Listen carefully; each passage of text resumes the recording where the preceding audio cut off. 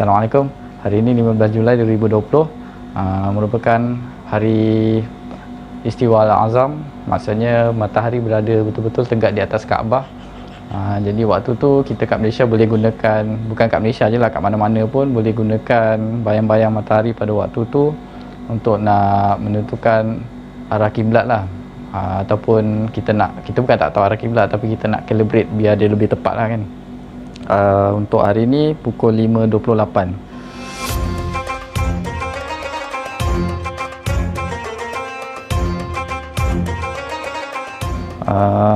Biasanya orang dia akan pacakkan lah kan, tiang ke apa kan. Tapi kalau nak pacakkan tiang, kadang-kadang kita takut tiang kita pacakkan tu dia tak betul-betul 90 darjah kan, tegak.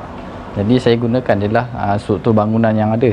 Macam contoh tembok, tiang yang dah memang ada lah. Sebab jarang tembok ataupun tiang ni, tiang bangunan orang buat sengit kan. Jadi dia memang biasanya tegak lah. Kemudian saya gunakan pembaris ni untuk nak marking. Itu saya akan selotip. Macam contoh kat sini, ni bayang-bayang dia, saya marking lah ni.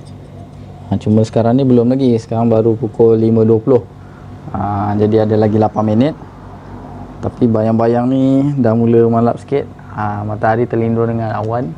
Harap-harap pada waktu nanti bayang-bayang lebih jelas kelihatan lah. Barulah kita boleh senang nak buat marking. Nanti daripada bayang-bayang tu saya akan selotip. Lepas tu baru kita akan tengok balik lah.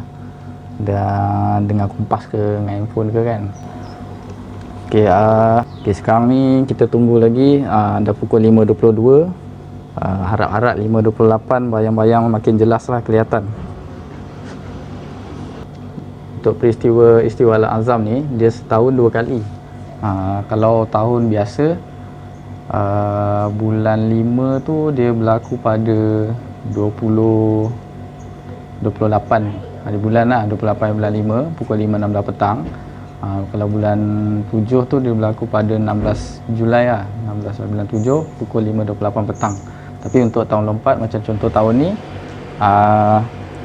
bulan 5 dia berlaku pada 27 hari bulan lah, 27 hari bulan, pukul 5.16 petang. Tapi untuk bulan 7 dia berlaku pada 15 Julai pukul 5.28 petang.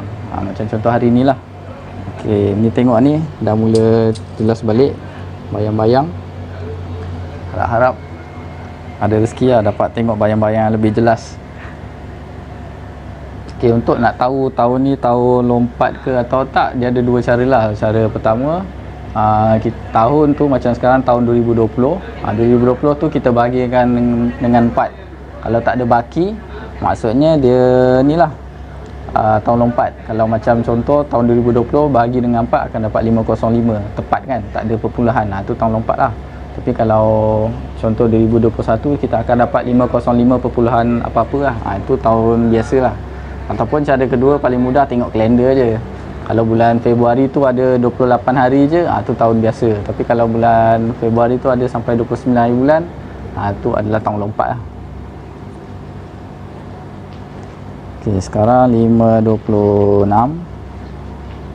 Bukan, 5.24. 8 petang. Sekarang 5.26. Lagi 2 minit. Tapi bayang-bayang bayang-bayang ni dah makin malap. Awan terlindung kan ni. Awan terlindung pula. Matahari dah terlindung kan ni dengan awan. Masih tebal je. Tu lah. Harap-harap dapat lah.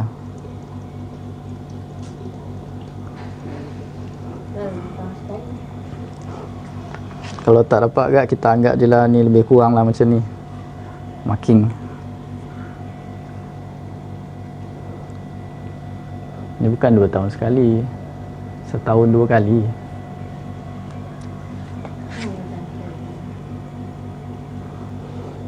Pukul 5.27.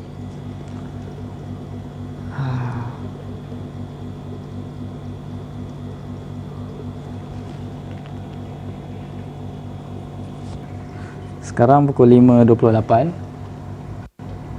matahari terlindung dengan awan. Ngam-ngam masa ni matahari melindungi awan, jadi kita tak nampak bayang-bayang, tak boleh nak buat marking. Cuma tadi beberapa minit tadi, inilah tanda yang saya letakkan. Ni bayang-bayang terakhir yang ada, saya tanda je lah kan.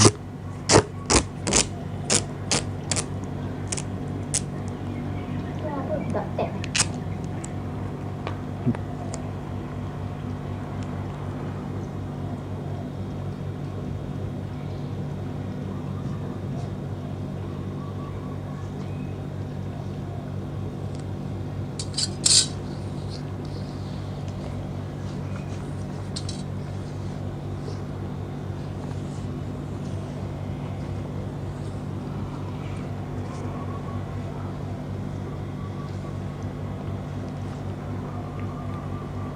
Sekarang dah 5.29,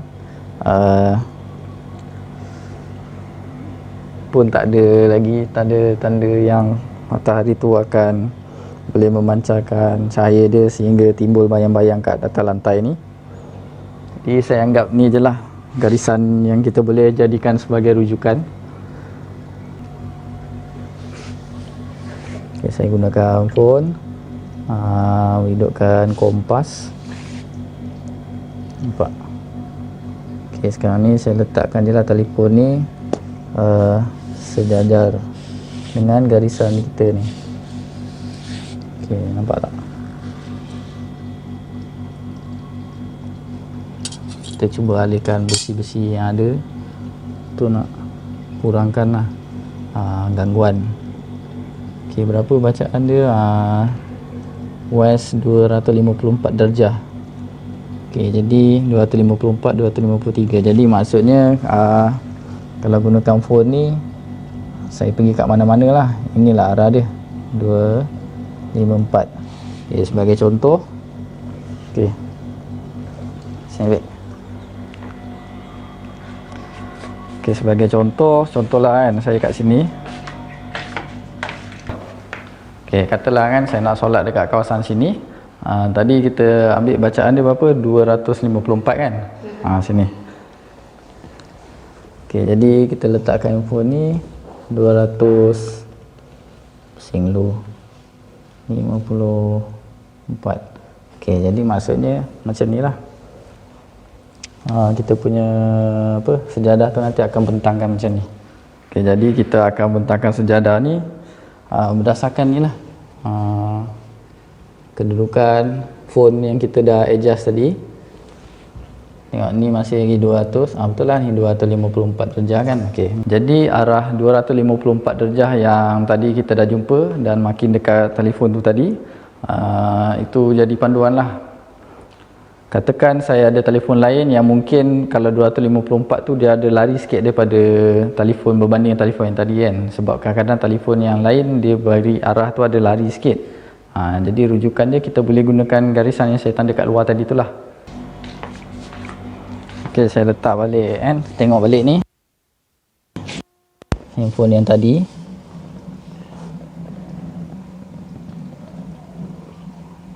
Ok, 254. Ok, katakan saya letak telefon yang satu lagi ni, mana dia punya kompas. Ok, ni kompas dia. Ok, ok, ni handphone yang lagi satu saya letakkan juga dekat garisan ni. Tengok dia arah sudut, arah dia berapa dia bagi. Wah, ini 269. 10 darjah. Memang berbeza lah. Nampak 269.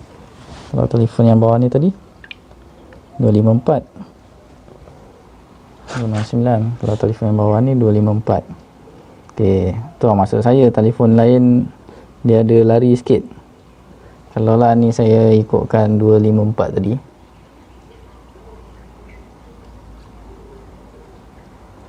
lagi jauh beza. jauh tu. Ok, nampak beza dia.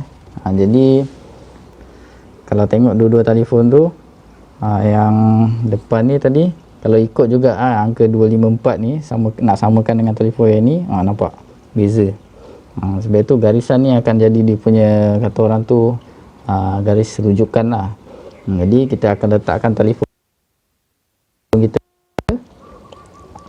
lepas tu telefon tu lah kita bawa pergi dekat tempat mana yang kita nak bentangkan sejadah tu. Dan kalau bagus lagi kita terus marking lah tanda. Macam kalau kat hotel tu kan dia dah tulis dah arah kiblat.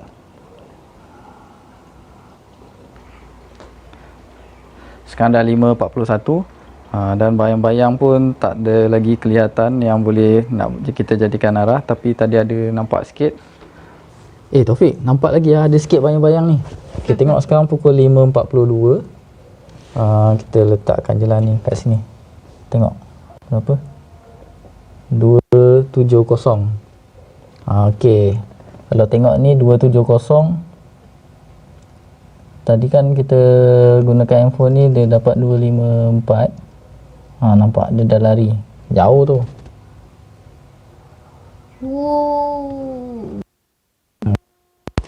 Kalau dia kata 25, sebab tu kalau dikatakan pukul 5.28 petang lah waktu kita nak ambil bayang-bayang tu, memang kena ambil pada waktu tu lah.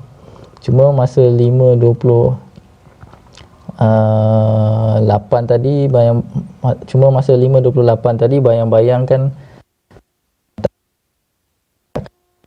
saya ambil lagi, ada lagi berapa minit, 2 minit lagi kot.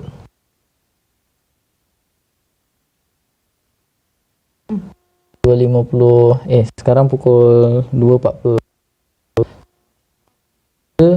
Dia dah arah bayang-bayang tu dah jadi lain. Patutnya tadi 54 ni kan masa beberapa minit sebelum 5.28. Maksudnya bayang-bayang tu kalau tadi macam ni, lepas tu dia beralih macam ni. Okey kan. Jadi maksudnya kalau beberapa minit sebelum 5.28 tu arah dia ni, jadi mungkin dia sana sikit lah. Macam ni sikit je lah. Tapi arahnya adalah arah ke kanan sikit lah, macam tu. Okey, itu saja perkongsian saya pada kali ini. Semoga memberi manfaat. InsyaAllah bertemu dalam video yang seterusnya. Assalamualaikum.